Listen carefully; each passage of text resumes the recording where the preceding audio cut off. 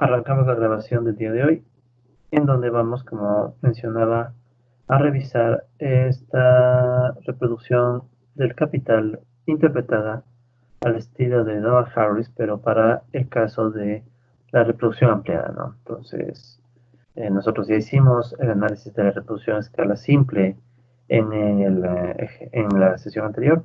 Ahora nos vamos a concentrar en el análisis de la reproducción a escala ampliada, y para eso vamos a continuar con una lámina J. ¿Ya? Entonces la lámina J va a mostrarnos la continuación de la discusión que estábamos haciendo en la última sesión.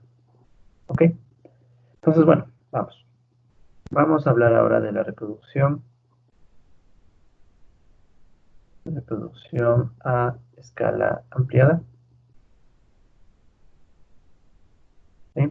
Seguimos hablando de la interpretación que hace Donald Harris en 1972 en el Journal of Political Economy. ¿Ya? Entonces, igual, nuestro objetivo es tratar de ver cómo se van a dar limitaciones a el incremento del empleo, ya cómo el empleo puede estar afectado por estas tendencias del capitalismo a que un sector y otro sector se vinculen, ¿no?, en la acumulación. Bueno, entonces, ¿cómo vamos a empezar? Vamos a empezar con un replanteamiento de uno de los supuestos que habíamos planteado previamente, el supuesto 7. ¿Ya? Entonces, ¿qué decíamos con el supuesto 7 en escala simple? En escala simple habíamos asumido que todo el plusvalor se consume. Ahora vamos a cambiar este supuesto 7 y vamos a decir que los capitalistas ya no destinan al consumo el plusvalor, sino que ahora invierten. ¿De acuerdo? Ahora invierten parte del plusvalor. Entonces recuerden que el plusvalor estaba representado por la letra S de surplus value. Entonces se va a invertir una parte del plusvalor para ampliar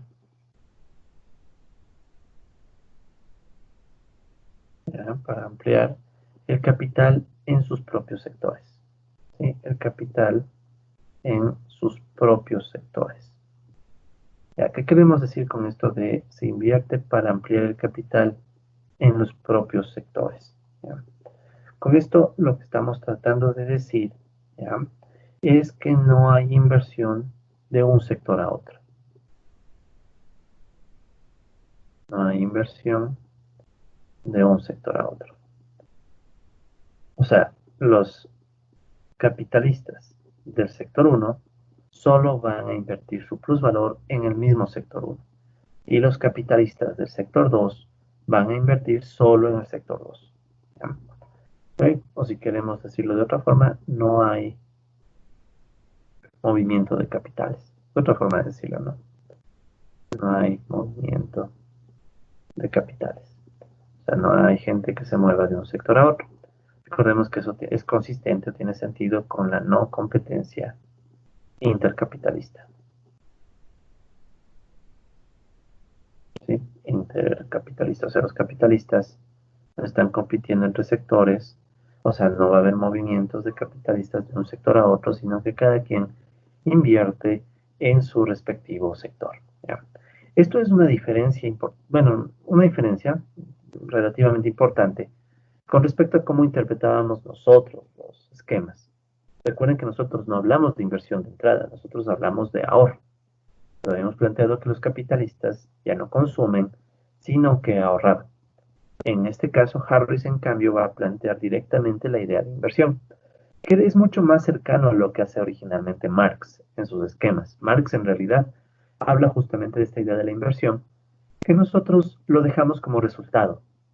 ¿Sí? ¿Por qué? Porque Marx se mete en este tema de la inversión, pero no llega a la igualdad de ahorro-inversión.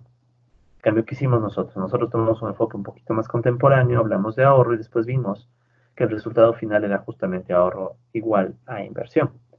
Pero bueno, vamos a mantener el supuesto para que nuestro interés es entender lo que plantea Donald Harris. Y vamos a ver entonces cómo se va a ver esto en términos ya de nuestro modelo, ¿no? Entonces, en términos del modelo, va a tomar la siguiente forma. Primero vamos a plantear de dónde se financia la inversión en cada sector. ¿Sí? Vamos a ponerla el financiamiento de la inversión de cada sector. De la inversión de cada sector. Entonces, cada sector de dónde va a sacar recursos para su inversión. Nos vamos a llamar I a la inversión que va a darse en cada sector. Y esa inversión va a depender, ¿ya?, de el plusvalor que el sector obtuvo en el periodo anterior, ¿ya? Entonces, este es un pequeño detalle y variación con respecto a lo que nosotros hicimos, ¿no? Entonces, la inversión de un sector va a depender del plusvalor que se obtuvo antes o en el periodo anterior, multiplicado por alfa i, ¿de acuerdo? Donde alfa i va a ser, si quieren, podemos llamarle una tasa de inversión. ¿Ok? Entonces, alfa i es una tasa de inversión.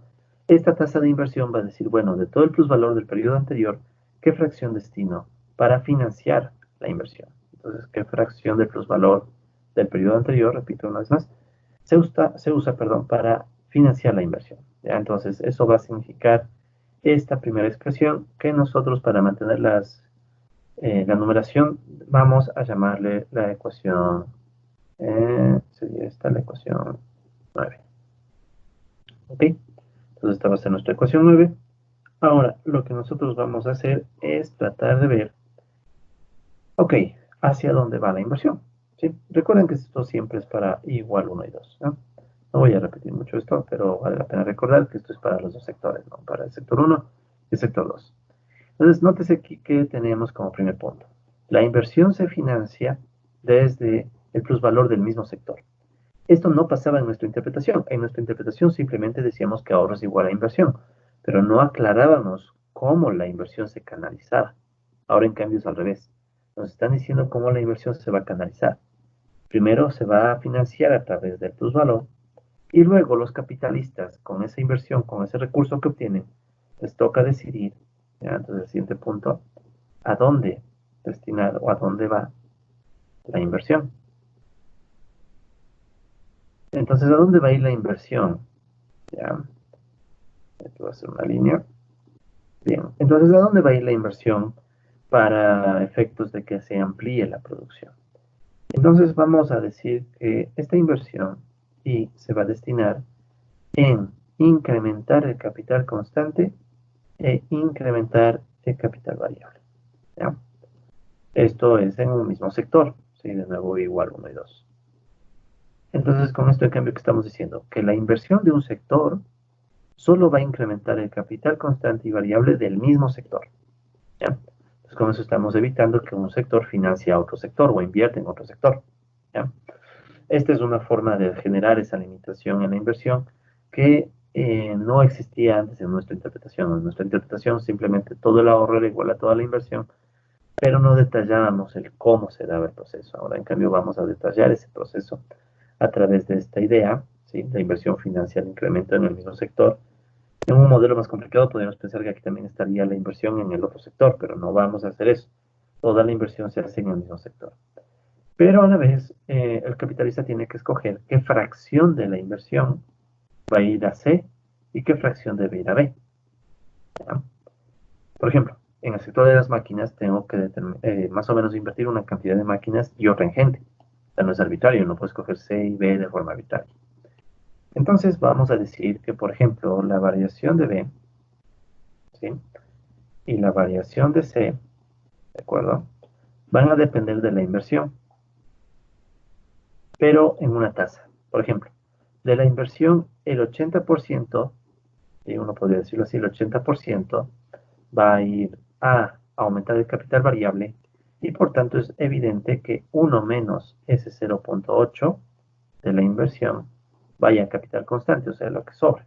Y bueno, o sea, esta es una idea de decir, bueno, una fracción del capital de la inversión va a capital variable y lo que sobra a capital constante.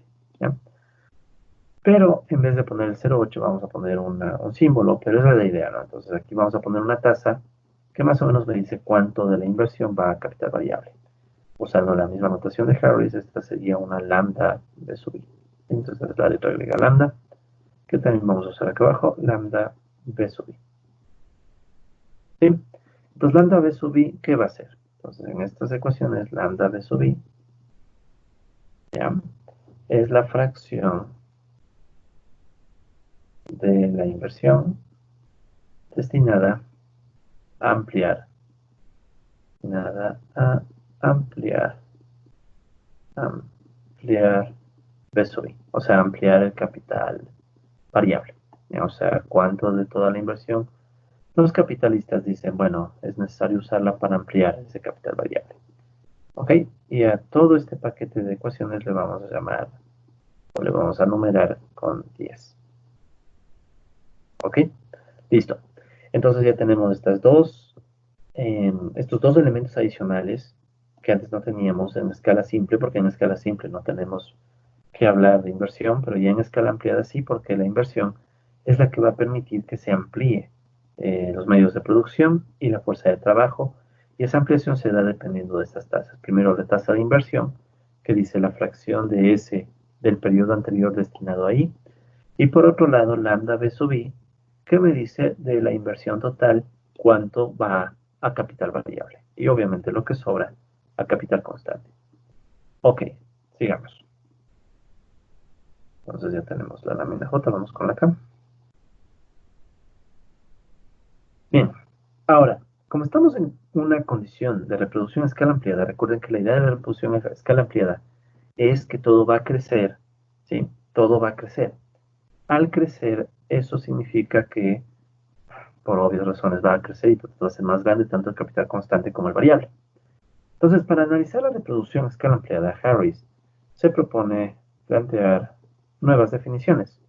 Entonces, ahora vamos a definir la tasa de variación. Ok, la tasa de variación o crecimiento, si es que es positiva, no. Crecimiento, si es positiva, ¿ya? De cada capital. Es decir, por ejemplo, yo voy a escribir G subíndice B sub I, y puede ser 1 o 2, para indicar cómo varía B sub I con respecto al B sub I del periodo anterior. O si quieren, esto se puede ver también como BI final menos BI inicial sobre BI inicial.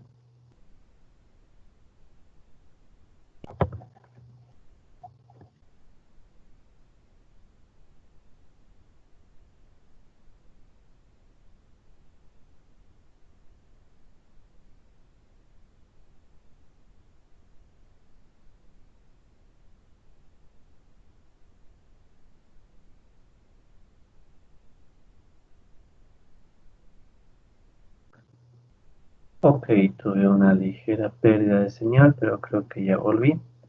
¿Sí? Eh, alguien no sé si me puede indicar en el grupo de WhatsApp hasta qué punto llegamos, o si no perdimos mucho. Sí, en el grupo de WhatsApp nomás me puede indicar hasta qué punto llegamos. Pero creo que no fue mucho. Sí, espero yo que al menos hayamos revisado hasta la tasa de crecimiento de G.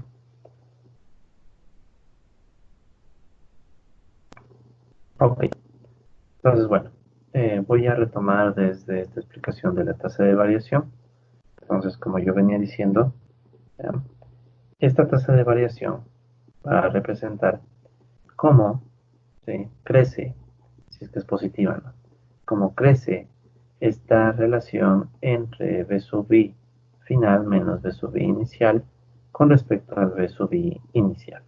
Entonces, una idea de cómo vamos a ver la proporción en la que se expande el capital variable. La expansión del capital variable está recogida en esa expresión. Muy bien. Y lo mismo podríamos decir para el capital constante, ¿no? Entonces, para el capital constante, en cambio, ¿qué vamos a tener?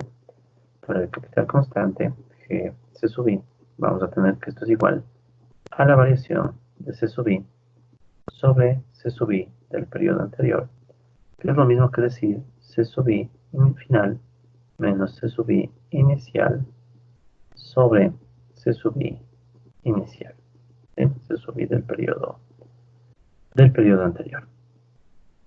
Muy bien. Ok, entonces nosotros vamos a ver cómo estas tasas de crecimiento, vamos a asumir que siempre son positivas. Entonces siempre van a ser tasas de crecimiento. Entonces vamos a ver cómo estas tasas de crecimiento se pueden reescribir de una forma que nos muestre los límites al crecimiento del empleo. ¿Ya? Entonces voy a poner una raya primero en vertical, perdón, en horizontal. ¿Ya? Entonces, ¿qué vamos a hacer? Para poder reescribir estas tasas de crecimiento, vamos a ayudarnos con algunas de las ecuaciones y los supuestos que habíamos ya construido previamente. ¿Sí? Entonces, ¿cuáles nomás van a ser esas ecuaciones? Entonces, veamos, por ejemplo, la ecuación 3. Entonces, por la ecuación 3, ¿qué tenemos? Entonces, por la ecuación 3, nosotros vamos a tener que la tasa de explotación E sub I va a ser igual a S sub I, lo que se apropian los capitalistas, sobre B sub I, lo que va para los trabajadores. Recordemos que de esto ya hablamos, ¿no? Pero ahora vamos a aplicar esta tasa de explotación en el periodo T-1. ¿Ok? Entonces aplicamos la tasa de explotación, pero en el periodo T-1. Por tanto, todos sus elementos también tendrán que indicar que se miden en T-1. ¿Ya? Entonces, ¿cuál es el objetivo de hacer esta primera expresión o de escribir esta primera expresión? Es tratar de deshacernos de B sub I T-1. ¿Por qué? Porque si ustedes se fijan aquí, yo puedo despejar B sub I T-1 y eso me va a quedar SI T-1 sobre epsilon I T-1. Entonces, yo podría reemplazar B sub I T-1 ¿ya? En la tasa de crecimiento de B, ¿sí? Entonces, eso va a permitirme simplificar un poco la situación. ¿Ya? ¿Qué más podemos hacer? Vemos que si hiciéramos ese reemplazo y nos quitamos de encima B, ya nos quitamos de encima T-1B, va a seguir existiendo S. ¿Ya? Entonces tenemos que ver qué podemos hacer con S. Aparte de eso tenemos delta B. ¿Ya? Entonces para hacernos o quitarnos de encima delta BI, vamos también a plantear cómo podemos hacer o podemos deshacernos de BI. Y para eso tomamos, por ejemplo, la ecuación 9. ¿Ya? Entonces, o partamos de la 10. Tomo la ecuación 10. Entonces queda la ecuación 10, delta BI igual a lambda BI y sub I. Es decir, la inversión se destina en una fracción a aumentar el capital variable. ¿Ya? Entonces esta es la ecuación 10 y reemplazo 9. ¿Qué era la ecuación 9? La ecuación 9 en cambio decía que la inversión se financia a través de una fracción de la tasa, perdón, una fracción del plusvalor. Una fracción del plusvalor. Entonces, si yo reemplazo, ¿qué término voy a reemplazar? Voy a reemplazar la y de la ecuación 9 en la y de la ecuación 10. Entonces, si yo hago ese reemplazo, ¿qué voy a obtener como resultado? Voy a obtener como resultado que delta BI va a ser igual a lambda B sub I, y en vez de escribir la I sub I, esto estaría multiplicado por alfa I, S I T menos 1. ¿Ok? S I T menos 1. Vamos a escribir esto mejor. Listo. Entonces, ¿qué estamos nosotros describiendo ahora? Estamos describiendo la variación de BI que va a depender de unas tasas y también de CIT-1, ¿ya? Pero ya tenemos la variación de BI y a la vez ya tenemos la variación, el valor de BI T-1.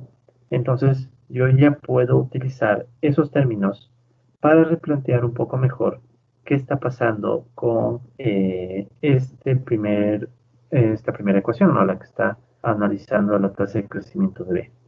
Y es más, estas ecuaciones también me van a servir para la tasa de crecimiento de C. Entonces, vamos a hacer otro grupo de ecuaciones. ¿Ya? En este otro grupo de ecuaciones, en cambio, que vamos a considerar, ¿cómo puedo yo llegar, ¿sí? De C a B o de B a C?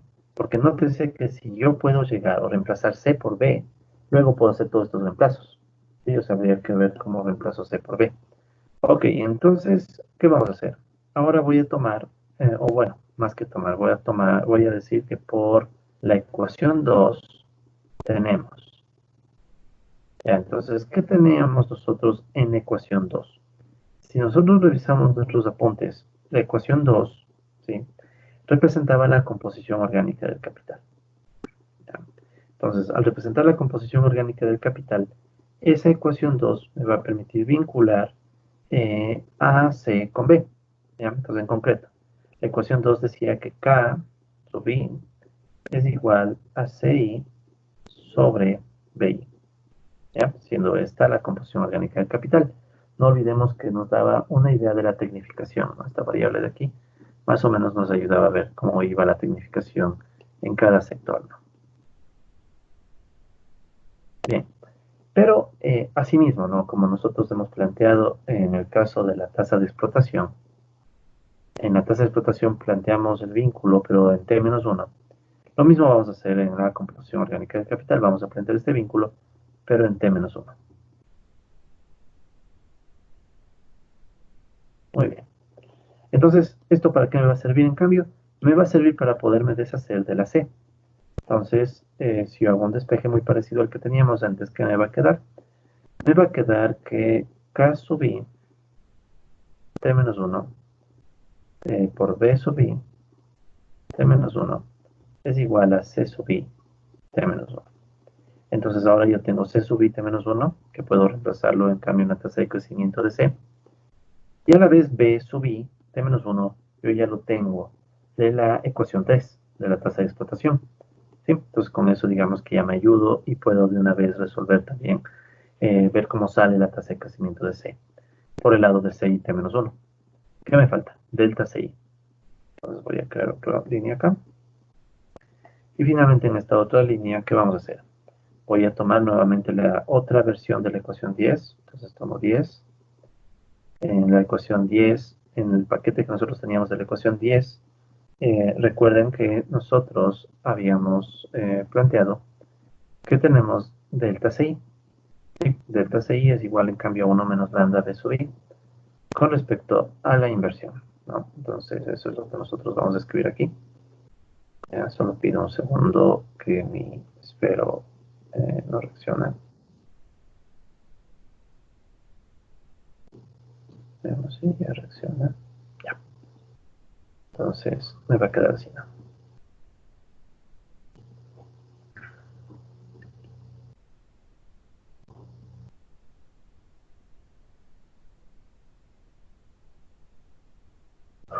A ver, esto está un poquito... Ya está. Disculpen, estaba tomando un poco de... Estaba tomando un poco de aire el esfero. Entonces delta C sub I va a ser igual a 1 menos lambda B sub I por I sub I. Ponemos un poquito de letra aquí. 1 menos lambda B sub I. Que era lo que nosotros teníamos antes, ¿no? Es 1 menos lambda B sub I por la I. Ya. Entonces yo aquí ya tengo delta CI. Y con respecto a la inversión, puedo volver a hacer el paso que hicimos previamente acá. Puedo hacer también un reemplazo. Entonces sería I reemplazo 9. Y reemplazo 9. Recordando que 9 era I sub I igual a alfa I SI T-1. Entonces recordemos, ¿no? En la ecuación 10 nosotros estamos indicando que una parte de la inversión va a ir a incrementar medios de producción.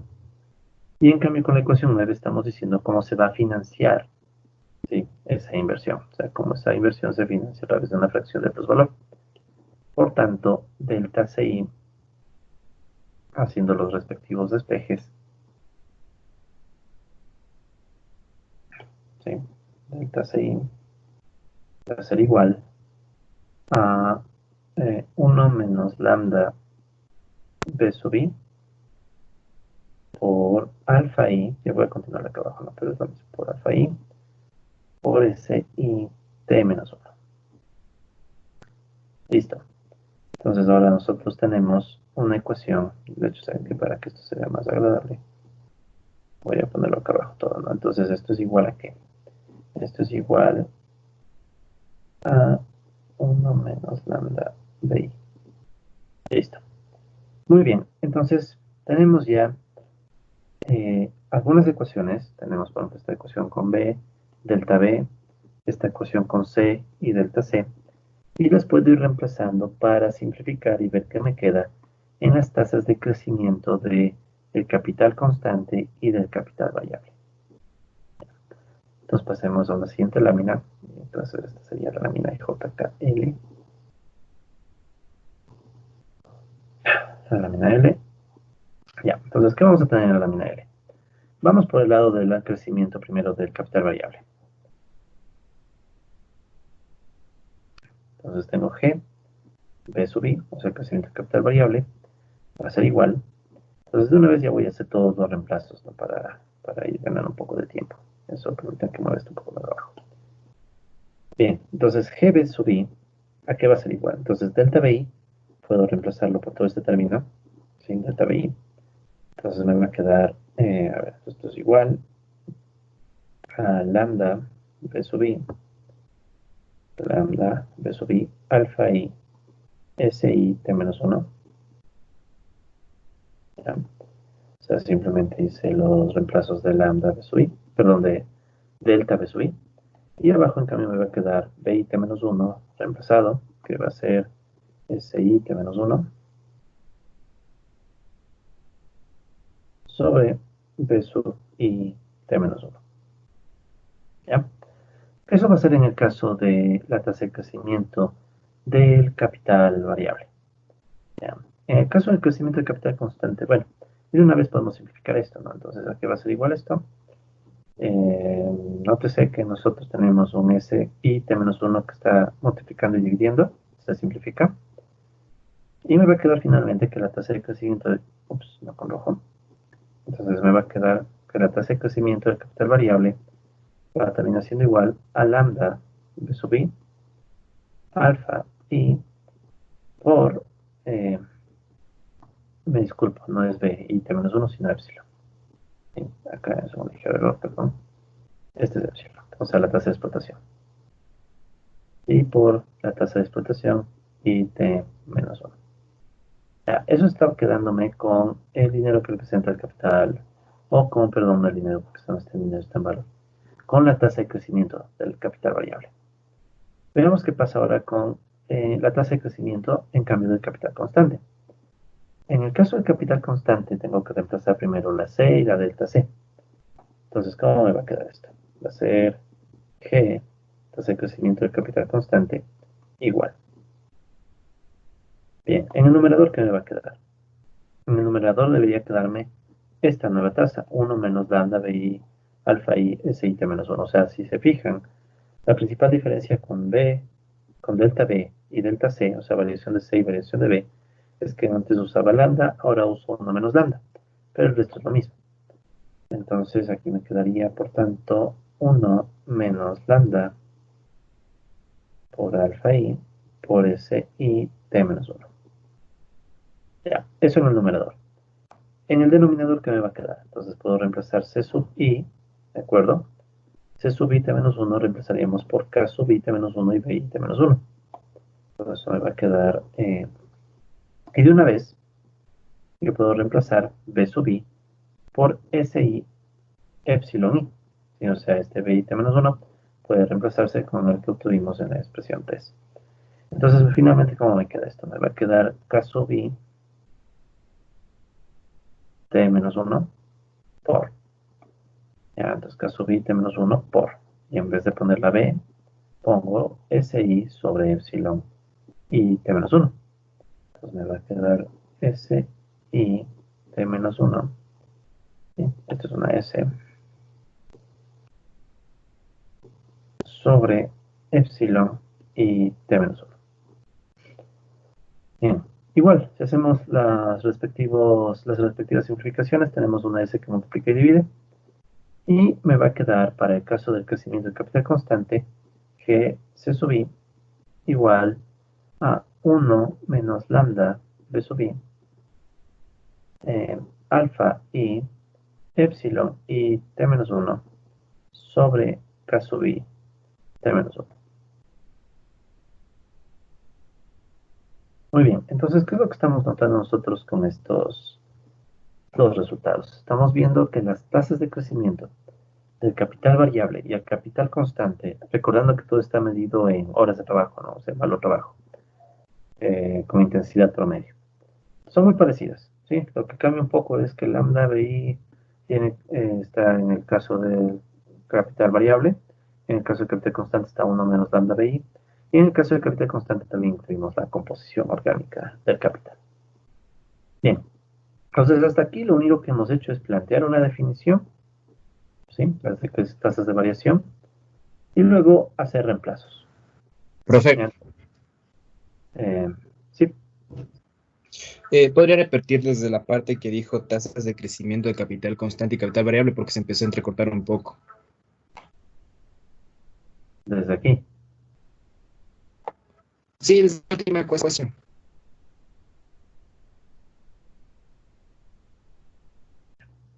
Pero tendríamos que revisar de nuevo estos pasos, los que están en cada recuadro. No, profe, solo lo último que dijo nomás sobre la donde llegamos a G sub I igual 1 menos lambda B sub I por Ah, ya, alfa I, eso. Ujú. ya, listo, gracias. Ya. Gracias a usted, profe. Un segundo, quiero verificar que estoy bien en mi señal. Sí, está muy bien en mi señal. Ya. Ok, no hay ningún problema. Entonces, como les decía, ¿no? Nosotros llegamos a plantear estas tasas de crecimiento de capital variable y de capital constante.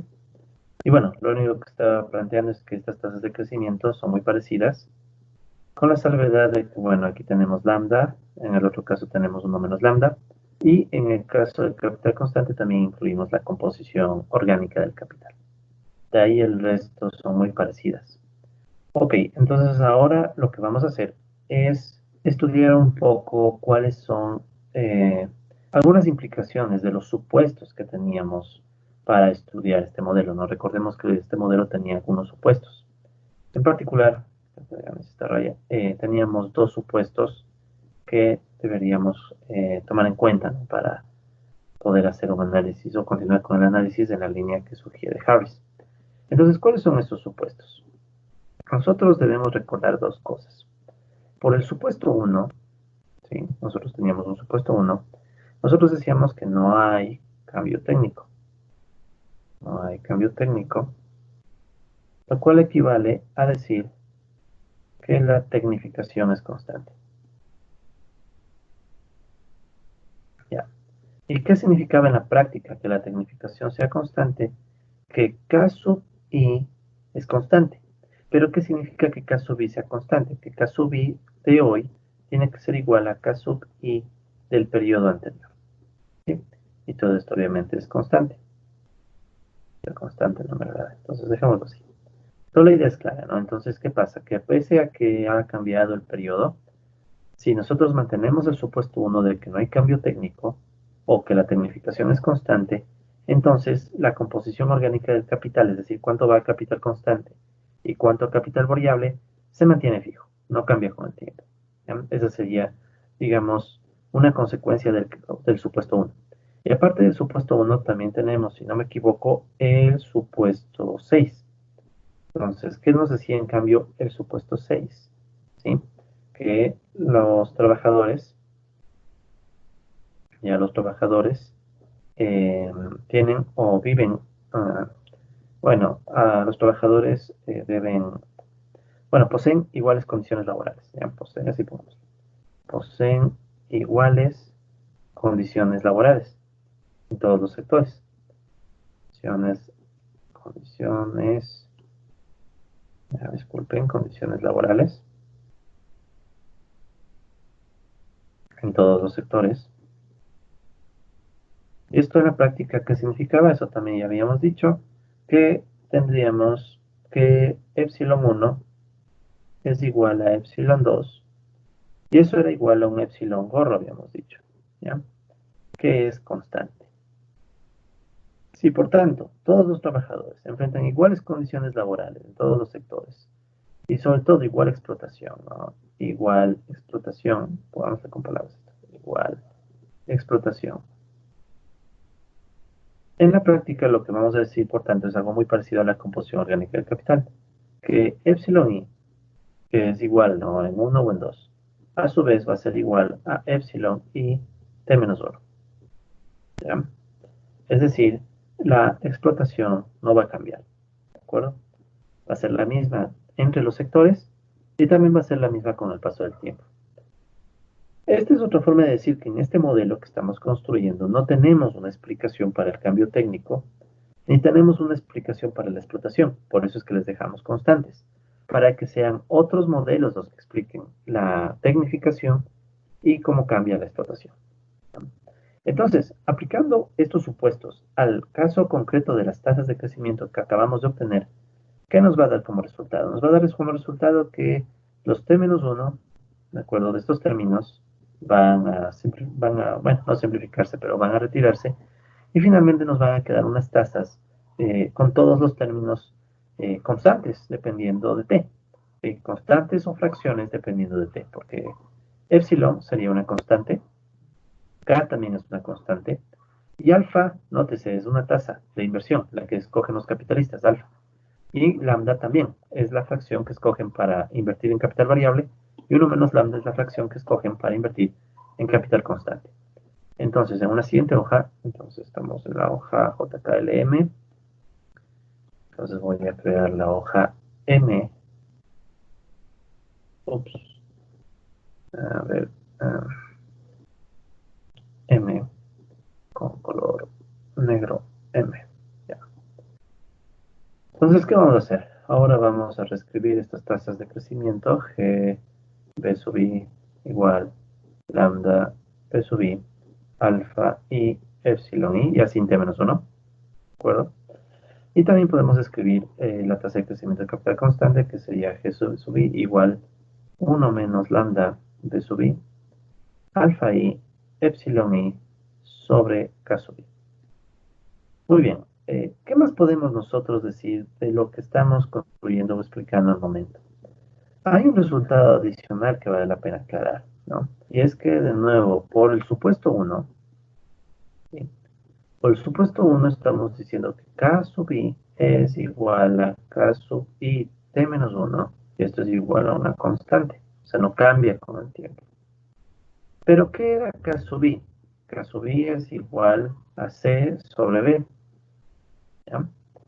Entonces, para que K se mantenga constante y para que K no crezca, ¿qué va a suceder? Debería suceder que la tasa a la que crece C y la tasa a la que crece en B sean iguales. Porque si resulta ser que C crece a un ritmo mayor que B, K va a empezar a subir. Al revés, si B crece a un ritmo mayor que C, K va a empezar a caer. Entonces, si yo quiero que sean constantes, o sea, si yo quiero que K1 sea igual a K1 T menos 1, esto va a suceder si, solo si, o sea, no hay otro camino, si, solo si G, CI, o sea, el crecimiento del capital constante sea igual, tiene que ser igual al crecimiento del capital variable, que B sub I, ¿ya? Entonces, esta es una condición adicional que va a surgir justamente por el supuesto de tecnificación constante, ¿ya? Entonces, recordemos que esto significaba tecnificación constante. Constante. Entonces, aplicando este supuesto de tecnificación constante, ¿cómo se va a reducir el modelo? El modelo se va a reducir aún más, porque entonces, ¿qué tenemos? Tenemos las ecuaciones G y B, que de hecho, pongamos el número, ¿no? Harris les pone estas ecuaciones, el número 11, ¿sí? Y la de GC, el número 12. Entonces, estas son las ecuaciones 11 y 12. Pero por lo que acabamos de decir, ya por supuesto uno de no cambio técnico o tecnificación constante, ahora lo que vamos a evidenciar es que tocaría igualar ecuaciones 11 y 12. ¿Sí? Entonces, un segundo, nada más vuelvo a cargar el lápiz. Ya. Listo. Entonces, ¿qué voy a tener? Voy a tener que, ¿sí? Por todo lo que hemos dicho antes, la ecuación 11 tendrá que ser igual a la ecuación 12. O sea, G B sub I va a ser igual a G C sub I. Y eso, por tanto, ¿qué me va a dar como resultado? Va a salirme lambda B sub I, alfa I, epsilon I. Tiene que ser igual a 1 menos lambda B sub I, que multiplica alfa I, epsilon I sobre K sub I. Muy bien, aquí tenemos una igualdad que va a permitir simplificar algunos términos. Se van a ir alfa I con alfa I. Si yo dividiera alfa i para ambos lados, y lo mismo epsilon, ¿sí? Se van a ir los epsilon de ambos lados, y me va a quedar una sola ecuación, ¿ya? Entonces esta ecuación va a ser una ecuación que va a vincular, ¿ya? Una ecuación que va a vincular, vamos por acá, va a vincular solamente a lambda, ¿sí? Lambda b sub i, y acá, ¿no? Entonces tenemos lambda b sub i igual a 1 menos lambda b sub i sobre k sub i. Ahora, no olvidemos que k sub i es constante, ¿sí? K sub i es constante. Ahora, si k sub i es constante, tratemos de despejar lambda bi, ¿ya? Lambda bi, de hecho esto vamos a darle un poquito más arriba, para hacer aquí mismo el despeje. Ya, entonces, ups. Ya, entonces esto es aquí, lambda bi. Bien, entonces, ¿cómo me va a quedar esto? Esto ya es un despeje, no es nada del otro mundo, ¿no? Esto que divide pasa a multiplicar, me quedaría k sub i, lambda bi es igual a 1 menos lambda bi. O sea, me va a quedar que k sub i lambda bi más lambda bi es igual a 1. Si esto que estaba restando pasó a sumar. Y luego tengo un factor común. Entonces yo podría tomar ese factor común, lambda bi igual 1 sobre, ya, entonces aplico el factor común que me va a quedar aquí, ki más 1. Y ese factor común lo mando a dividir. Entonces me va a quedar 1 sobre ki más 1. ¿De acuerdo? Y esta ecuación, Harris, se llama la ecuación 13. ¿Ya? Entonces, primero algo muy rápido en términos un poquito más matemáticos. Lo que estamos viendo es que recordemos que K sub i es constante. Pero si K sub i es constante, ya como resultado inmediato, ¿qué pasa? No hay otra variable, solo K sub i. Pero estos son unos. Por tanto, si K sub i es constante, necesariamente lambda b sub i es constante. O sea, los capitalistas sí tienen la restricción de que la tecnificación en su sector es constante, entonces necesariamente también es constante la inversión que debe ir a capital variable. ¿Sí? Y esto ya nos da una primera idea de cómo se está restringiendo el incremento del capital variable, porque la inversión entonces no puede ser arbitraria. La fracción lambda bi no puede ser cualquiera, es una fracción que necesariamente tiene que ser igual a esta ratio para poder entonces tener una mecanización constante o una tecnificación constante. En caso contrario, la tecnificación cambiaría. ¿Ok? Entonces vamos con la siguiente lámina, hijo de acá, LM, vamos a la N. Bien, y en la ecuación N, ¿qué vamos a hacer? Vamos a recoger lo que nosotros obtuvimos previamente en las ecuaciones, sobre todo en la ecuación 13, ¿no? Entonces vamos a reescribir la ecuación 13. Vamos a reescribir la ecuación 13. La ecuación 13, recordemos que nos acaba de salir en lambda pi igual 1 sobre k sub i más 1. Y no olvidemos que esto es para i igual 1 y 2. Bien, esto es para i igual 1 y 2. Entonces, ¿qué es lambda b sub i? Solo para recordar, ¿no? Entonces, lambda b sub i es la fracción de i, fracción de la inversión, que va a incrementar capital variable. En cambio, ¿qué es k sub i? K sub i es la composición orgánica del capital. ¿Sí? Composición orgánica del capital. Y esto me daba la tecnificación. Tecnificación. Entonces, notamos que si K sub i es constante, entonces si K sub i es constante, entonces necesariamente lambda de sub i también es constante. ¿Ok? Entonces, ese es un resultado que ya empieza, no es todavía el resultado principal, ¿no? Pero ya nos empieza a mostrar los límites que se van imponiendo a la posibilidad de invertir en más gente.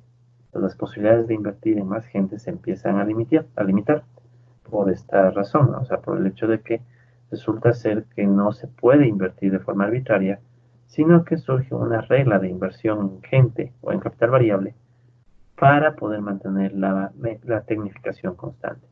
Caso contrario, la tecnificación no se mantendría constante, pero entonces tendríamos que explicar cómo crece o por qué crece la tecnificación. Y eso ya es un modelo más complejo, ¿no? Ok, y a su vez, recordemos, ¿no? Que nosotros ya sabíamos que G C sub I es igual a G B sub I, o sea, el crecimiento de capital constante debía ser igual al crecimiento de capital variable. Y eso, si hacen ya las igualdades, les va a quedar lambda B sub I, alfa y epsilon. Uy, eso no es epsilon, disculpen, epsilon. Y pensemos, o sea, tenemos constante. O sea, como que casi podríamos pensar que las tasas de crecimiento van a darse o van a moverse de manera constante. ¿Sí? Porque resulta ser que lambda es constante, epsilon es constante, y me faltaría entender alfa. Alfa sub i ya lo vamos a entender un poco más adelante. Ok, entonces con todo lo que hemos dicho viene la pregunta que se plantea en su artículo en Harris.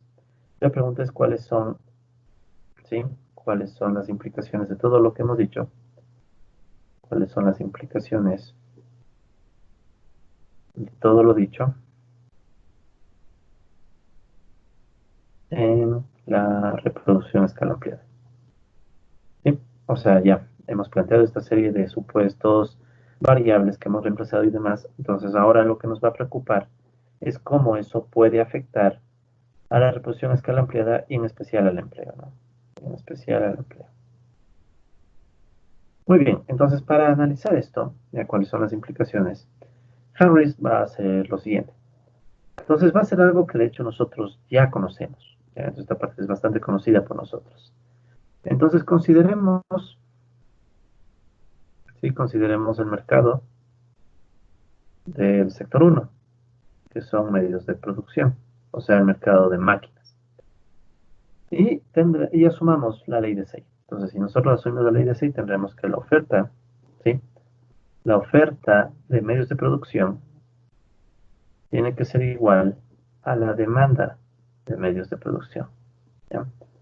¿Cómo se debe dar la relación entre oferta y demanda de medios de producción en reproducción a escala ampliada? ¿No? Recordemos que estamos ahora en eso, ¿no? Reproducción a escala ampliada.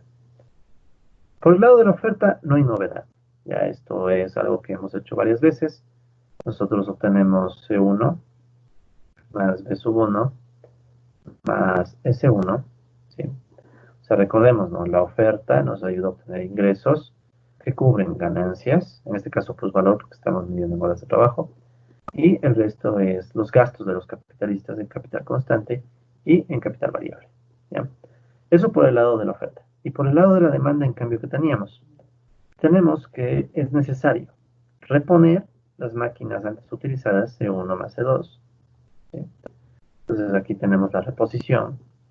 Y adicional a ello, y aquí venía la parte que le volvía a reproducción a escala ampliada, se necesita incrementar las máquinas del sector 1 y también incrementar las máquinas del sector 2.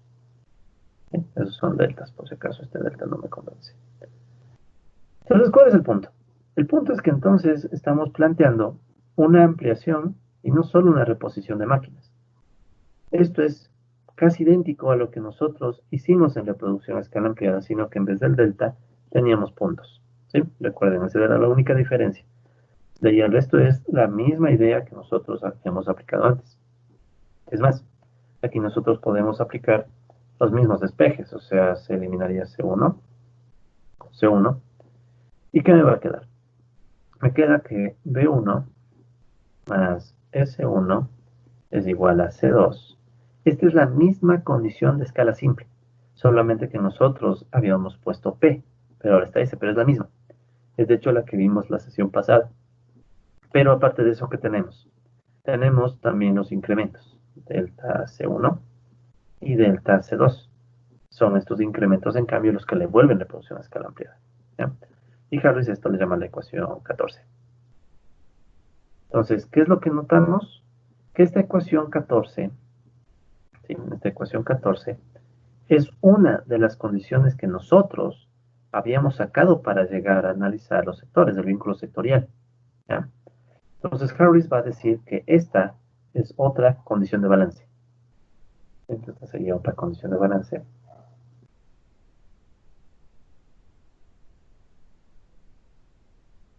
¿Ya? Condición de balance o condición de proporcionalidad.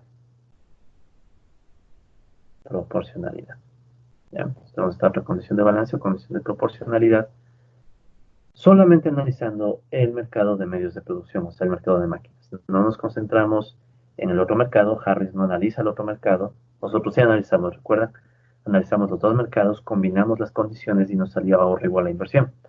Harris no hace eso. Harris simplemente dice, ok, voy a considerar solamente un mercado, y en este único mercado sé que va a darse esta condición de balance o condición de proporcionalidad. Entonces, ahora, ¿cuál es el punto? ¿Sí? El punto es cómo va a cambiar. Ya, entonces, digamos que la pregunta aquí de nuevo es, ¿cómo cambia la condición? ¿O cómo se adapta a la condición? ¿Ya? ¿Cómo se adapta esta condición? Esta condición para incluir, para ver el efecto sobre el empleo. Recuerden que cuando nosotros estudiamos la reproducción a escala simple en este artículo de Harris, veíamos que lo que él hacía era llegaba a la condición de escala simple, B1 más C1 igual C2, y luego hacía algunas modificaciones para ver cómo esto era afectado por el empleo, o como, mejor dicho, perdón, al revés, cómo esta condición afecta al empleo. Entonces ahora vamos a hacer algo parecido, pero con una condición que recoge reproducción a escala ampliada. ¿Sí? Entonces eso es lo que vamos a hacer ahora. ¿Qué es lo que podemos intuir antes de nada? Que ahora va a ser un poco más complicado porque no solo tenemos la S y la C, sino que también tenemos estos deltas. O sea, los crecimientos van a entrar en algún lado. Y por eso es que nosotros nos tomamos la molestia de analizar los crecimientos. Tratamos de analizar los crecimientos que están en las ecuaciones 11 y 12 para luego tratar de usar esos crecimientos en esta ecuación 14. Entonces, más o menos por ahí va nuestro, con esta lámina 1. Y lo que vamos a hacer es un poco recapitulando, ¿sí? Recapitular la condición de balance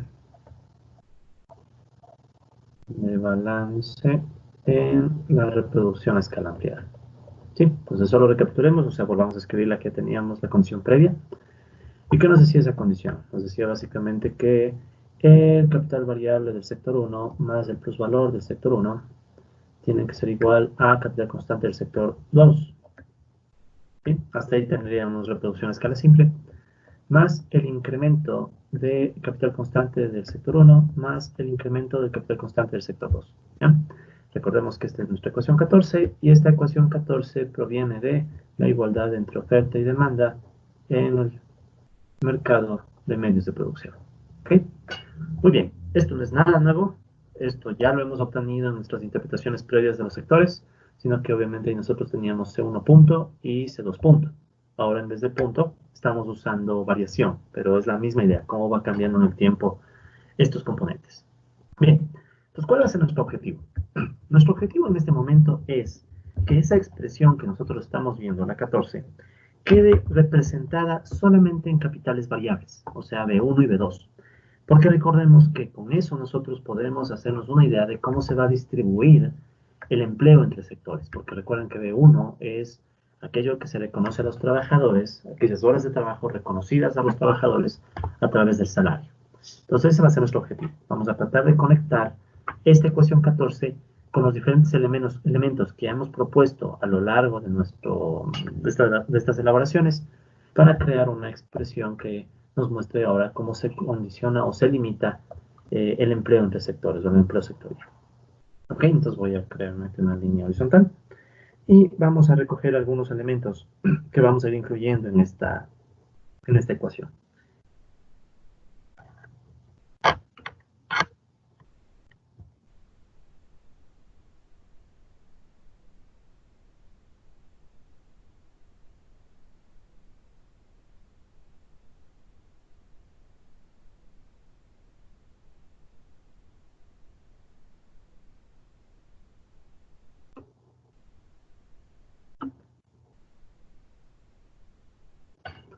Ok, tuve un pequeño inconveniente con el video. Me pido mis disculpas, creo que ya retomamos conexión. Entonces creo que podemos continuar. Muy bien.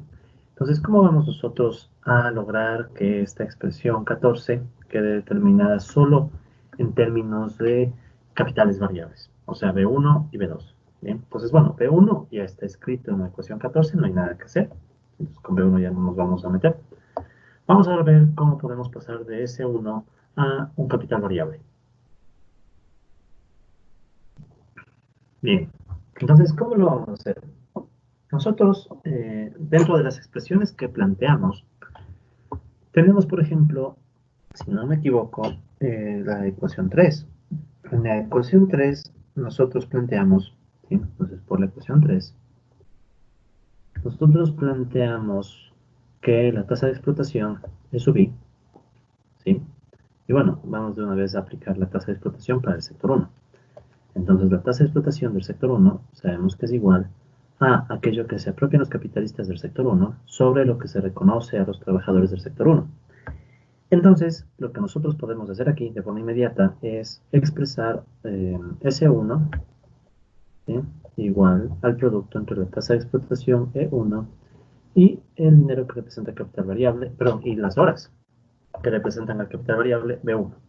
Entonces yo ya tengo este término S1 que me permite pasar de S1 a B1 y epsilon1, recuerden que es la tasa de explotación que nosotros estamos asumiendo constante. ¿Sí? Entonces lo estamos asumiendo constante. ¿Okay? No me equivoco, creo que será el supuesto 6. Entonces nosotros tenemos un supuesto 6 que asumía que la tasa de explotación es constante. Muy bien, sigamos. Voy a crear otra raya aquí para tratar de ir en orden con esto. Muy bien, ¿qué más tenemos? Entonces ya la cuestión de C1 no me interesa, ya sé que lo puedo reducir a B1 y una constante. Veamos qué podemos hacer con C2. Entonces por la ecuación 2, de todas las formulaciones que hemos construido, sabemos que tenemos la composición orgánica del capital, K, que recordemos que era igual a C sobre B, o sea, cuánto se va en capital constante y cuánto en capital variable. ¿Ok? Entonces esto lo vamos a aplicar, pero para el sector 2. Entonces me va a quedar B sub 2, K sub 2 y C sub 2. ¿Sí? Entonces aquí igual el paso es inmediato, yo puedo tomar C sub 2 y eso igualarlo a K sub 2, B sub 2. Recordando que igualmente K sub 2 es una constante. Y eso se debía, si no me equivoco, al supuesto 1. Recordemos rápidamente, ¿no? El supuesto 6 que nos decía que las tasas de explotación en todos los sectores van a asumirse iguales porque estamos asumiendo que en cada sector los trabajadores están unidos. Ya podemos pensar que los trabajadores de diferentes sectores están unidos en esta pugna con los capitalistas y llegaron a una condición de trabajo o una condición laboral igual para todos. Y constante en términos de tasa. En cambio, el supuesto 1, que hacía que la composición orgánica del capital pueda asumirse constante, tenía que ver con la idea de que no hay tecnificación. O mejor dicho, bueno, no es que no cambia la tecnificación. Entonces, la tecnificación, representada imperfectamente como las máquinas por persona, se mantiene constante. Entonces, eso hace que K2 se quede quieto, no se mueve, y por tanto C2 puede expresarse en términos de B2. Ok, podemos continuar. Entonces, los pasos que están aquí, que son ya directos, no habría que reemplazar ese 1 y habría que reemplazar ese 2, son de hecho pasos que nosotros ya aplicamos para obtener reproducción a escala simple. Recuerden que si nosotros hacemos los delta 0, nos va a quedar la condición de escala simple y tendríamos simplemente que reemplazar estos términos que hemos obtenido de C1 y C2. Ahora, tenemos que enfrentar también las variaciones, la variación de C1 y la variación de C2. Entonces, ¿cómo nosotros vamos a enfrentar estas variaciones y hacer que en vez de las variaciones obtengamos como resultado los B? Entonces aquí necesitamos que nos queden los capitales variables. Ok, entonces vamos a tomar la tasa de crecimiento, ¿de acuerdo?, del capital constante y, yeah, y esto va a ser para obviamente igual 1 y 2. Entonces vamos a hacer esto simultáneo para ganar tiempo, ¿no? Entonces vamos a ver que la tasa de crecimiento, recuerden que G va a ser la tasa de crecimiento si asumimos que es positiva, es la tasa de crecimiento de C y a qué es igual. Entonces va a ser igual a la variación de CI sobre CI, ¿ya?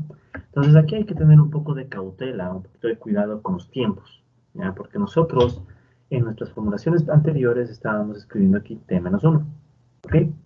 Estábamos escribiendo aquí T-1 para indicar que hay una variación tomando como valor inicial T-1. De la quedaba algo así, ¿no? CI menos CI T-1 sobre CI T-1. ¿Ok? Sin embargo, en este momento lo que nosotros vamos a hacer es tomar como punto inicial T, no T-1. Vamos a tomar como punto inicial T porque recordemos que este aumento del capital constante de C1 y C2 se va a dar en el siguiente periodo, o sea, se va a dar en T más 1. ¿Ya? Entonces, de hecho, eso lo podemos anotar aquí. O sea, estos incrementos se van a dar en T más 1, tanto de capital constante en el sector 1 como en el sector 2. Entonces, como esto se va a dar en realidad en T más 1, ¿sí? O sea, no se va a dar en T, nosotros vamos a tomar CI como el punto de partida y delta CI sería en T más 1. ¿Sí? O sea, este delta es para T más 1, lo cual implicaría que nos quedaría la expresión de esta forma. ¿Ya? Entonces nosotros vamos ahora a tomarlo de esta manera. Ups, no quiero ese color. ¿Ya? Entonces nos va a quedar así. Vamos a decir que ahora nos interesa CI como el inicial. Por tanto, el final va a ser CI T más 1. ¿Sí? Porque ahora T es nuestro punto de partida y a partir del punto de partida T queremos llegar a generar un incremento en T más 1 en el siguiente periodo. ¿Sí? Entonces, esa pequeña salvedad vamos a hacer. Entonces, si quieren, para efectos de notación, para que quede un poco más claro, vamos a ponerlo de esta manera. Entonces, vamos a indicar que esta es la variación de C1, pero la variación está medida a T más 1. ¿De acuerdo? Entonces, aquí sería T más 1 para no perdernos. ¿Sí? Entonces, esta va a ser la variación, pero en T más 1. Es una ligera observación que hay que hacer para evitar problemas en la formulación. Bueno, ok, entonces, ¿qué es lo que nosotros tenemos con esta formulación que acabamos de escribir? Podemos ya deshacernos o tener una expresión para reemplazar delta CI, tanto para 1 como para 2. Entonces, ¿qué es lo que podemos decir? Podemos decir que la variación a T más 1, ¿sí? Si quieren pongamos así, ya de T a T más 1, ya, para ser súper claros. Entonces estamos diciendo que la variación es de T a T más 1. Entonces la variación de T a T más 1 de C sub I va a ser igual. Ya voy a mover esto un poco más a la derecha. Bien, entonces, ¿a qué va a ser igual esto? Entonces, notemos que este término que está en el numerador, lo que tengo que hacer es el denominador pasarle a multiplicar. Entonces me va a quedar CI y voy a tener GCI. ¿De acuerdo? Y esto les había dicho que es igual 1 y 2. Muy bien. Entonces nosotros, ¿qué tenemos ahora? Podría yo reemplazar C1 y C2 por esta ecuación. Entonces, ¿qué me va a quedar? Me va a quedar GCI, o sea, GC1 por C1 y GC2 por C2. Pero aparte de eso, notemos que para C yo ya tengo una ecuación, ¿sí? Y de hecho, nosotros aquí obtuvimos solo para C2, pero podríamos generalizar, ¿no? Entonces, en vez de C2 podemos poner CI, KI y BI. Bien, entonces podemos poner aquí la I de nuevo. Y recordar que esto es de I igual 1 a 2. Muy bien. Entonces, ¿qué es lo que nosotros decimos? Que bueno, a la vez que vamos a aplicar para el sector 1, de una vez aplicamos también para el sector 2. ¿Sí? Entonces, con eso ganamos tiempo, ¿no? Para no estar volviendo a escribir estas expresiones. Muy bien, entonces ya tenemos nosotros, por tanto, la posibilidad de reemplazar delta CI por GCI, CI, y a la vez CI, o sea, el capital constante, puedo reemplazarlo por KP. ¿De acuerdo? Entonces solamente me queda un paso adicional que necesito hacer para de aquí a poder realizar mis reemplazos y dejar la expresión 14 en términos mucho más, en términos de lo que nos interesa. Bien, ¿y cuál es el otro paso que nosotros vamos a realizar para poder llegar a la ecuación que nos interesa? Pues bien, vamos a anotar lo siguiente, que de hecho ya lo dijimos la sesión pasada, pero vamos a volverlo a repetir muy rápido, ¿ya? Nosotros sabemos por el supuesto, sabemos que es un supuesto, digamos, o sea, sabemos por el supuesto 1, ¿sí? Por el supuesto 1, que significaba el supuesto 1 tecnificación constante. Entonces, por el supuesto 1 de tecnificación constante, que es lo que sabíamos, que K sub I es una constante. ¿Ok? Tanto para el sector 1 como para el sector 2. Decíamos que K sub I es una constante. Pero al mismo tiempo nosotros, además de saber que esta es una constante, sabemos también que K sub I es igual a C sub I sobre B sub I. Esto es por la ecuación 2.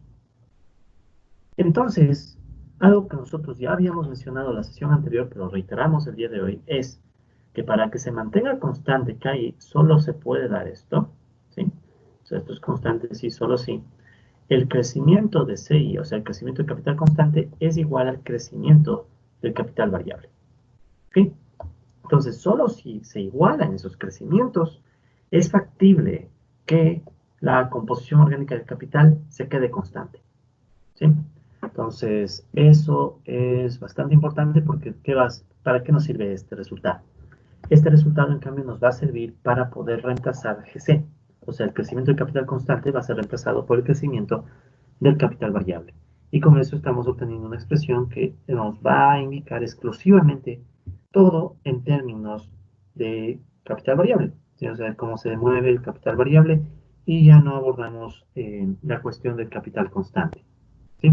Recuerden que nuestro objetivo en todas estas formulaciones es, en definitiva, explicar cómo se puede llegar a dar la reproducción a escala ampliada limitada por, cómo se da el empleo, ¿de acuerdo? Cómo se da el empleo limitado por la reproducción a escala ampliada en equilibrio.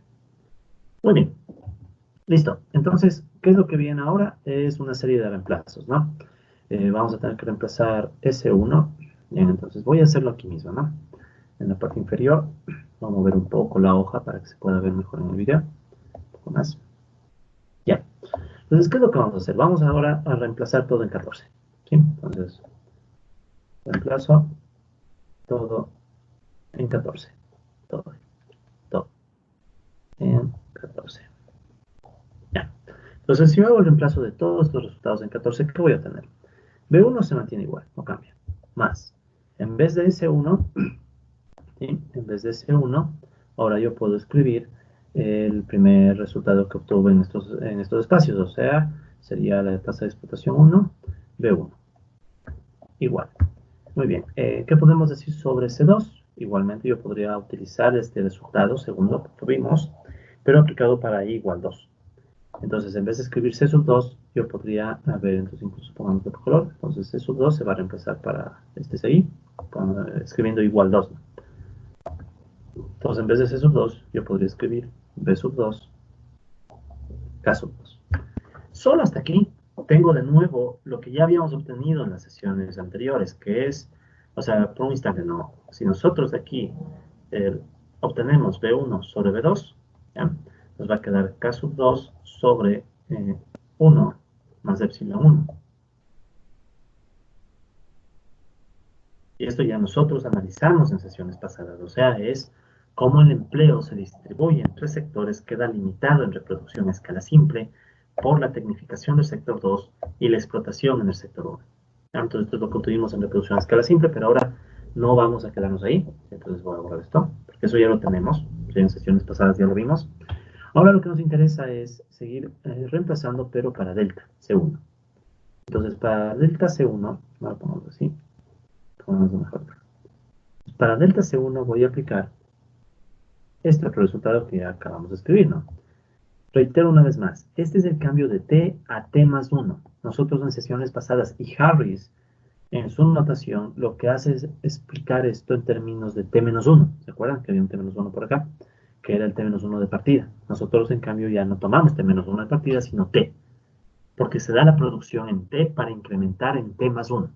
Entonces, un pequeño detalle que hay que tomar en cuenta al momento de hacer avanzar en este modelo. Muy bien, entonces, ¿qué nos va a quedar? Entonces tenemos más, en vez de escribir delta CI, ¿qué puedo escribir? Sería GCI C sub I. ¿Ya? De hecho, a ver, como es C1, entonces me va a quedar G, C1, C1. ¿Ok? Y de hecho, de una vez, el mismo procedimiento puedo aplicar para delta C2. Entonces, si aplico el mismo procedimiento para delta C2, voy a obtener G, C2, C2. Ahora, nosotros sabemos a la vez que C1 y C2 pueden ser reemplazados por K y B. ¿Sí? Por este otro resultado que tenemos por acá. Entonces, esto lo voy a subir un poco para que se vaya viendo paso a paso lo que estamos haciendo. A ver, quiero seleccionar todo esto. Un segundo. Ya. Entonces, un segundo. Disculpen, tengo un problema técnico. Ya. Lo subimos un poco. Ya. Entonces, ¿cómo quedaría si hacemos ahora los despejes de C otra vez? ¿No? Ahora me voy a deshacer de estos nuevos C. Y al mismo tiempo, me puedo deshacer de estas G. Porque yo sé que GC al mismo tiempo es igual a GB. Entonces, finalmente, la ecuación que estamos buscando, me voy a mover esto un poco más arriba también, aquí va a ser igual. Entonces va a quedarnos de esta manera. Va a ser B1 más epsilon 1 B1. ¿Sí? Entonces aquí vemos que todo depende solo de B1 o constantes. Esto es igual a K sub 2, B sub 2 más. En vez de GC1 puedo escribir GB1. Y en vez de C1 puedo escribir K1 B1 más. En vez de GC2 puedo escribir GB2. Y en vez de C2 puedo escribir K2 B sub 2. Muy bien. Esta ecuación que acabamos de obtener, ¿sí? Esta ecuación que acabamos de obtener, nos está mostrando el vínculo solamente entre constantes o entre el capital variable B1, B2 o el crecimiento de esos capitales variables. O sea, no hay mucho más. Empleo, todo lo que tenga B tiene algo que ver con empleo, y constantes, epsilon 1, K2, K1, K2. Entonces, ahora, ¿qué toca hacer? Vamos nosotros a dejar en el lado izquierdo todo lo que tenga B1 y en el lado derecho todo lo que tenga B2. ¿Ya? Muy bien, entonces vamos a hacerlo esto en la misma lámina. Ya lo voy a hacer en la misma lámina para no perder el hilo de la explicación. Entonces, bien, ya tenemos esta ecuación. Ahora vamos, por favor, a poner en la derecha, en la izquierda, todo lo que tiene B1. Entonces, ¿qué tiene B1? B1 más epsilon 1 B1. Y aquí hay otro término que, si se fijan, es K1 B1, ¿no? Entonces, 1 parece 2, voy a dejarlo como uno mismo. Entonces sería K1 B1. Entonces todo ese término le paso al otro lado, me va a quedar menos GB1, K1, B1. Y eso aquí va a ser igual a lo que sobra, porque el resto tiene K2, perdón, tiene B2. Entonces me va a quedar K2, B2 más GB2, K2, B2. ¿Ok? Muy bien. Entonces ahora lo que yo puedo hacer es factor común. Entonces aquí puedo sacar un factor común B1.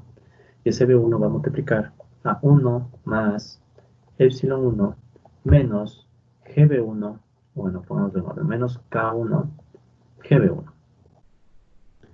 Y del otro lado, en cambio, puedo sacar factor común KB2 o B2K, pongamos, B2K2, y eso va a multiplicar en cambio a 1 más, ¿sí? 1 porque es K2B2, factor común, más GB2, ¿sí? Finalmente, yo lo que puedo hacer es, aprovechando que todo está en factores, B1 y B2 dejarlos al lado izquierdo, entonces me va a quedar B1 y B2 que está multiplicando pasa a dividir sobre B sub 2. ¿Y eso qué va a ser igual?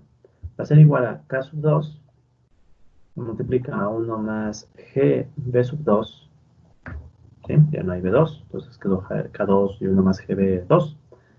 Y todo esto dividido para 1 más epsilon 1 menos K1 GB1. ¿Sí? Entonces este es un GB1. A ver, voy a poner aquí uno con mayor claridad. GB1. ¿Ya? Sí, recuerden que viene aquí K1B1, K1GB1. ¿Sí? K1GB1. Y esto es GB2 que viene del otro lado. Muy bien. Entonces hemos llegado a esta ecuación. ¿Sí? Esta ecuación, fijémonos que en el lado izquierdo vuelve a tener la ratio en la que se distribuye el capital variable entre el sector 1 y el sector 2. Y en cambio del otro lado, ¿qué tenemos? Tenemos constante, que es la composición orgánica del capital, la K, la explotación, la tasa de explotación del sector 1, y tenemos ahora también la composición orgánica del sector 1 y los crecimientos del capital variable. Entonces, esta ecuación de aquí, ¿eh? que Harris la llama la 14A, ¿de acuerdo? Esta ecuación de aquí que Harris le llama la 14A, y vamos a cubrirla, vamos a resaltarla mejor. Entonces, esta ecuación de aquí ahora me está indicando cuáles son las restricciones para el crecimiento del empleo entre sector 1 y sector 2, pero en escala ampliada. ¿Ok? Entonces, solamente para efectos de comparación, o ni siquiera de comparación, sino pensemos, esto de aquí que vamos a obtener es reproducción a escala ampliada. En cambio, si yo quisiera volver a escribir la reproducción a escala simple, ¿cuál será una de las características de la reproducción a escala simple? Que el crecimiento de BI va a ser cero. O sea, no va a crecer ni capital constante ni variable. Entonces, ¿qué pasa si yo le hago cero al crecimiento de esos capitales en la ecuación 14A? Entonces, si yo le hago 0, ¿qué me va a salir? Me va a quedar B1 sobre B sub 2 igual a K2. Nada más, porque si GB2 se hace 0, queda solo 1. Sobre 1 más epsilon 1. Y fijémonos que si GB1 se hace 0, K1, GB1 desaparece y me queda solo este término. Que de hecho recordemos que era justo la condición en escala simple. ¿Sí? Entonces, esta 14A ya es un caso más general de cómo se restringe la dinámica del empleo entre B1 y B2, pero en reproducción a escala ampliada. ¿Sí? Entonces, es la ecuación que estábamos buscando. ¿Sí? Es la ecuación que estábamos buscando para nosotros poder indicar cómo está limitado el crecimiento del empleo sectorialmente, ¿no? Ok, entonces vamos a pasar a una lámina siguiente para hacer una suerte de resumen. ¿Ya? Pues vamos a comparar resultados. Entonces tenemos aquí la hoja 1. Pasemos a la hoja 2. Entonces, ¿qué voy a escribir en la hoja 2? Simplemente en la hoja 2 voy a recopilar resultados. Recordemos que nuestra ecuación 14, la original, ¿sí?, decía B1 más S1 igual a C2 más delta C1 más delta C2. ¿Ok? En cambio, la ecuación 14A que hemos obtenido en este momento, lo que nos está diciendo, ¿sí?, 14A, y por eso es que a propósito les usa esa numeración para poder comparar 14 con 14A. 14A, en cambio, ¿qué nos dice? Nos dice B1 sobre B sub 2 tiene que ser igual. Aquí de cerca 2, me imagino, por 1 más GB2, probablemente. Déjenme verificar. ¿Sí? K2, 1 más GB2. Y todo esto dividido. ¿Sí? Todo esto va a ir dividido para... Y abajo nos quedaría 1 más epsilon 1 menos K1 GB1. ¿Sí? Entonces, ambas ecuaciones son condición de balance de reproducción a escala ampliada. Ambas. Entonces, ambas son condición de balance en reproducción a escala ampliada. Pero recordemos, ¿no? Esta ecuación 14, ¿para qué nos servía? Nosotros usábamos la ecuación 14 para hacer la interpretación de los vínculos sectoriales.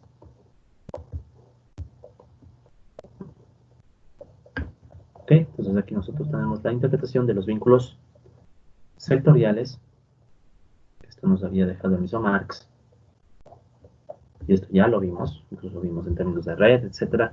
Lo que no está aquí es la igualdad ahorro-inversión, ¿no? Porque aquí, si vieron, Harry solamente está tomando un sector. O sea, está tomando solamente el mercado de medios de producción. No está analizando el mercado de medios de consumo. Pero por todo lo que nosotros ya hicimos, sabemos que si este mercado está en equilibrio, el otro mercado también deberá estar en equilibrio para que el ahorro sea igual a la inversión, que implícitamente es lo que Harris está asumiendo. No lo dice así tan abiertamente, pero es lo que se está asumiendo de forma implícita. En cambio, ¿qué me está diciendo esta otra ecuación, la 14A? ¿Qué vemos en el lado izquierdo de la 14A? De nuevo, tenemos la distribución del empleo. Una próxima. Esto no es exactamente, es una próxima. De la distribución del empleo entre sectores. Eso en el lado izquierdo. Y en el lado derecho, en cambio, ¿qué tenemos? K sub 2 es constante. ¿Sí? Recordemos que esto más o menos se aproxima a la tecnificación del sector 2. Epsilon 1 es constante. También K sub 1 es constante. ¿Sí? Recordemos, epsilon 1 representaba la explotación en el sector 1.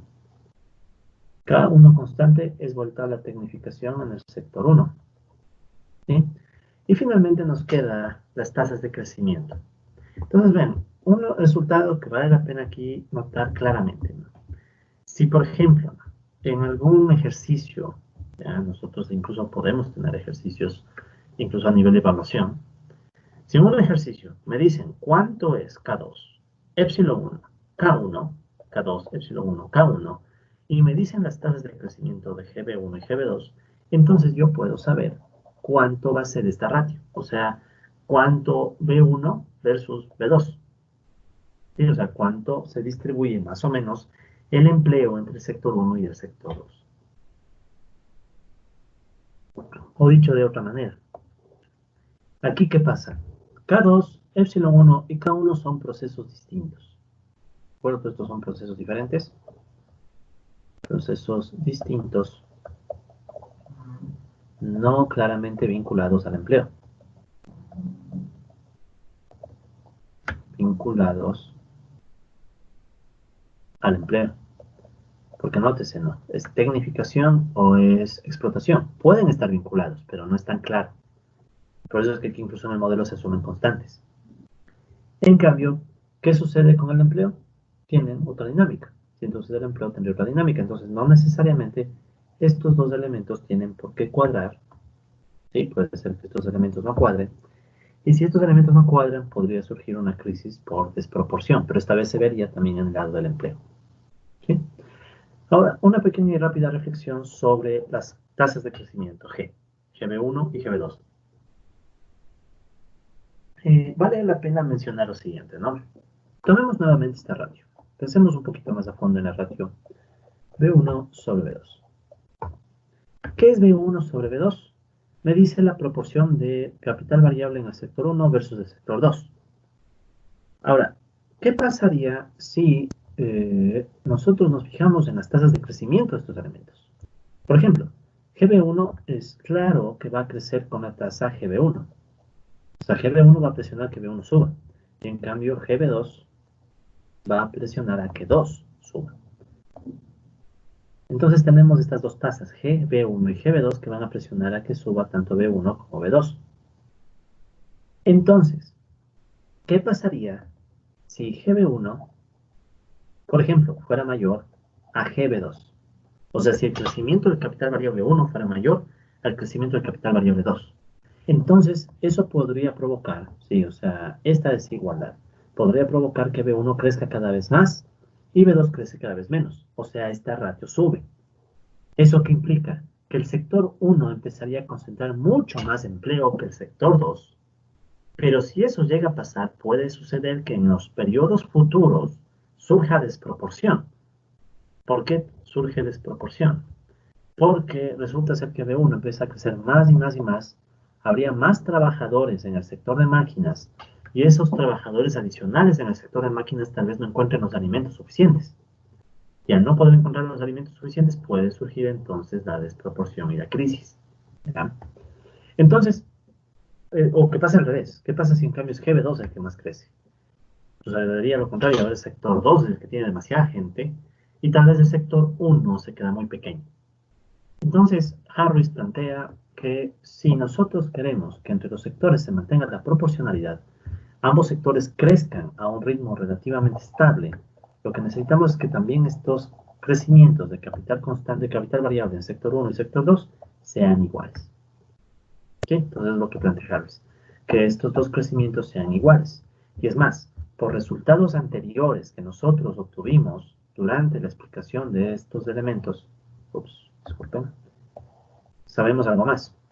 Sabemos que GBI, ¿sí?, a queda igual. Si no me equivoco, nosotros teníamos ese desarrollo en ecuaciones anteriores. Creo que aquí está. GBI es igual a lambda, BI, alfa I, epsilon I. Lambda, BI, alfa y epsilon I. Para I igual 1 y 2. Incluso esa ecuación creo que tiene un número. Es la ecuación, creo que es la 12. La voy a verificar. Pero bueno, entonces, ¿qué notamos? Notamos no solamente que para que exista un crecimiento proporcionado entre el empleo del sector 1 y el sector 2, tengan que igualarse las tasas GB1 y GB2, sino que aparte nosotros sabemos qué componen estas tasas, o qué depende, o de qué dependen estas tasas. Como nosotros conocemos de qué dependen estas tasas, ¿sí?, que de hecho esta es la ecuación 11, ¿ya? Discúlpenme, esta de aquí es la ecuación 11, ¿ya? Entonces, si nosotros usamos la ecuación 11 y la reemplazamos en esta igualdad, ¿qué nos va a quedar? Entonces, usando 11 en la igualdad GB1 con GB2, o sea, crecimiento del capital variable del sector 1 y 2, para que esta ratio se mantenga constante, ¿no? Reiteramos eso, ¿no? Para que B1 sobre B2 sea constante. ¿Por qué quiero que sea constante? Porque si no es constante, entonces un sector u otro van a acumular más y más empleo. Y eso puede generar desproporción, tal vez no actual, pero sí desproporción futura. Entonces, ¿qué vamos a hacer? Simplemente vamos a reemplazar la 11. Entonces, ¿qué me va a quedar? En el lado izquierdo sería lambda B1, alfa 1, epsilon 1. Y en el lado derecho, en cambio, va a quedar lambda 2, perdón, lambda B sub 2, alfa 2, epsilon 2. Finalmente, por el supuesto 6, ¿sí? Por el supuesto 6, ¿qué sabemos? Por el supuesto 6, sabemos que epsilon 1 es igual a epsilon 2 igual a un epsilon corro, y esto era constante. O sea, una vez más, sabemos o hemos asumido que la explotación en 3 sectores no cambia. O sea, tanto en el sector 1 como en el sector 2, la explotación a los trabajadores se mantiene igual en tasa. ¿Sí? Esto incluso, repito una vez más, puede ser motivo para en un modelo más sofisticado cambiar. Es decir, a mí no me convence asumir esto. Bien, entonces, ¿cómo lo cambio? Y cómo amplío el modelo. Pero si asumimos que se mantiene esta igualdad, entonces los epsilon se pueden simplificar porque son iguales. Y me va a quedar una igualdad un poco más simple. ¿Sí? ¿Y qué me va a indicar esta igualdad? Me va a indicar en esencia, a ver, vamos paso a paso. Me va a quedar que alfa B1, perdón, lambda B1, alfa 1 va a ser igual a lambda B sub 2, alfa 2. ¿Sí? O si lo organizo un poco los términos, me va a quedar que alfa B1, perdón, lambda B1 sobre lambda B sub 2 va a ser igual a alfa 2 sobre alfa 1. ¿Sí? Ahora esto les llama la ecuación 15. ¿Qué me está indicando la ecuación 15? La ecuación 15 está vinculando alfas. Recuerden que son alfas. Alfas son las tasas de inversión. O sea, cuánto del plusvalor los capitalistas deciden invertir. ¿Y qué eran los lambdas? En cambio, estos indicaban la fracción de plusvalor que se destina a capital variable.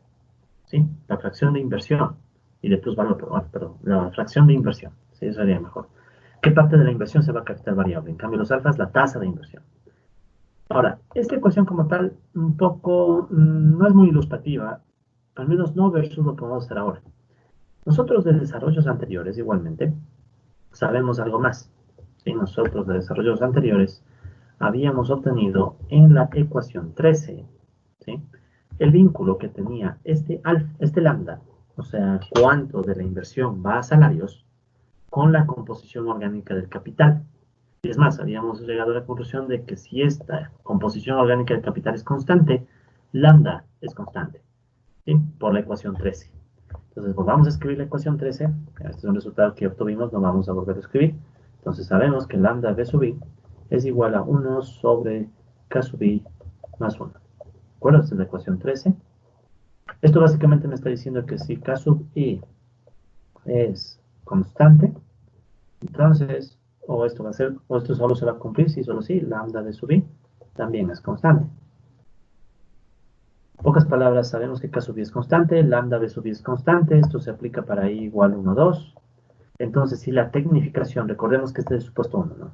Si la tecnificación es constante, entonces la cantidad de inversión que los capitalistas mandan a salarios es constante, y eso va a provocar que tengamos constantes en el lado izquierdo de la ecuación 15.